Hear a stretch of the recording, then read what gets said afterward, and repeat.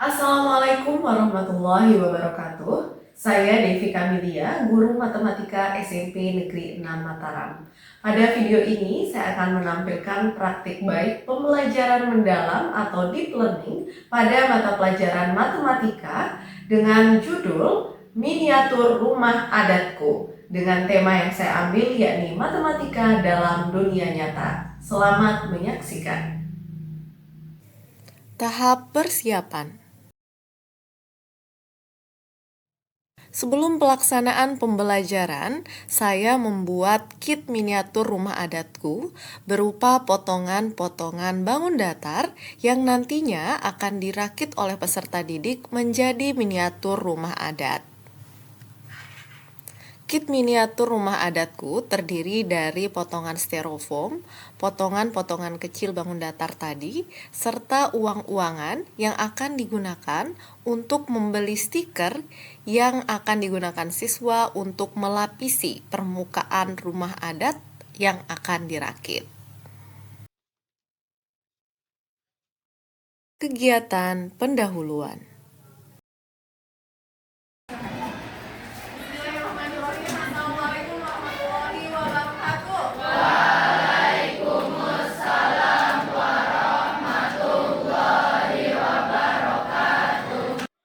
Pada kegiatan pendahuluan, guru memimpin siswa untuk berdoa, kemudian memastikan kehadiran peserta didik, serta menyampaikan tujuan, manfaat, serta korelasi materi yang akan dipelajari hari ini dengan materi sebelumnya.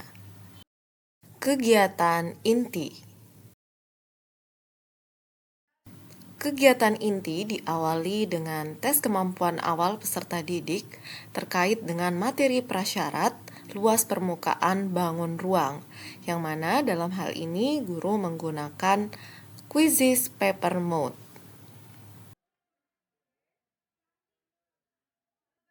Langkah berikutnya adalah orientasi pada masalah dan keterkaitan dalam kehidupan sehari-hari. Ruangan kelas kita termasuk bangun ruang? Kita semua ini berada di ruangannya, betul? Penyusun dari bangun ruang ini adalah bangun datar. Tembok, kiri, kanan, depan, belakang itu adalah bangun datar. Bangun datar segi 4 atau yang kita sebut dengan persegi panjang. Nah, salah satu budaya kita yaitu rumah adat. Yang ini namanya rumah adat Balai Jajar. Pernah ke sini? Rumah adat ini ada bangun datar nggak yang menyusunnya? Mulai dari atapnya dulu. Atap yang depannya ini bentuknya apa? Jadi sebenarnya matematika itu sangat dekat dengan kehidupan kita. Nah, sekarang kita punya 6 kelompok. 2 kelompok akan membangun miniatur rumah adat Balai Jajar. Kelompok 1, 2. 2 kelompok berikutnya 3, 4 berarti akan dapat yang rumah lengge. Dan 5, 6 akan dapat lumbung. Nah, kalau di proyek ya, pasti kan ada dananya. Sekarang guru mau lihat nih, tim desainer mana yang bisa mengefisiensikan dananya. Jadi miniaturnya, dananya paling efisien. Setelah orientasi permasalahan kontekstual berkaitan dengan luas permukaan bangun ruang, guru membagikan LKPD serta kit miniatur rumah adatku, yang mana dalam hal ini peserta didik secara berkelompok akan berdiskusi terkait dengan luas permukaan miniatur rumah adat yang akan dirakit.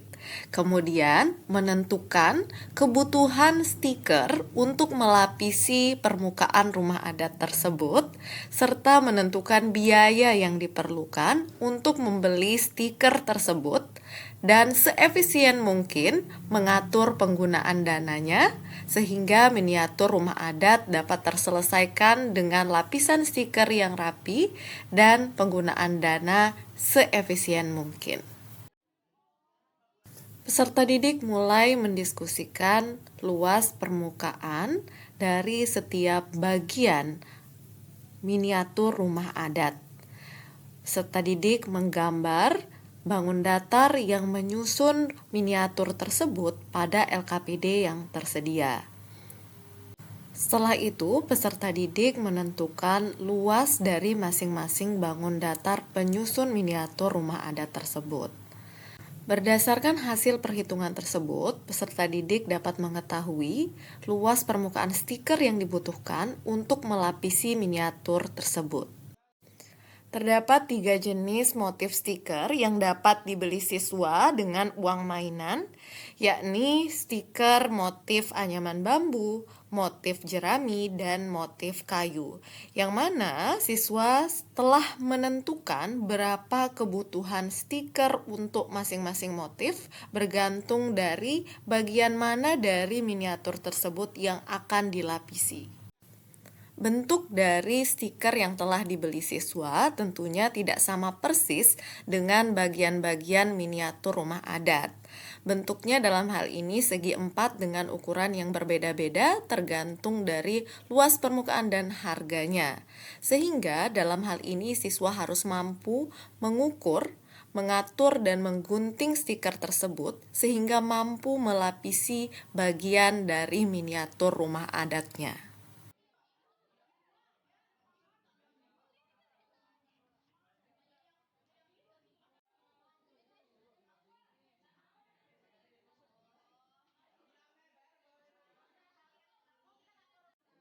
Untuk memecah ketegangan, guru melakukan ice breaking dengan cara memberikan pertanyaan. Dan apabila siswa berhasil menjawab pertanyaan tersebut, guru akan memberikan hadiah yang dapat dipilih siswa berupa bahan stiker tambahan atau uang mainan tambahan. Diri sejajar kali tinggi bagi Pak. Trapesium, betul. Mau bahan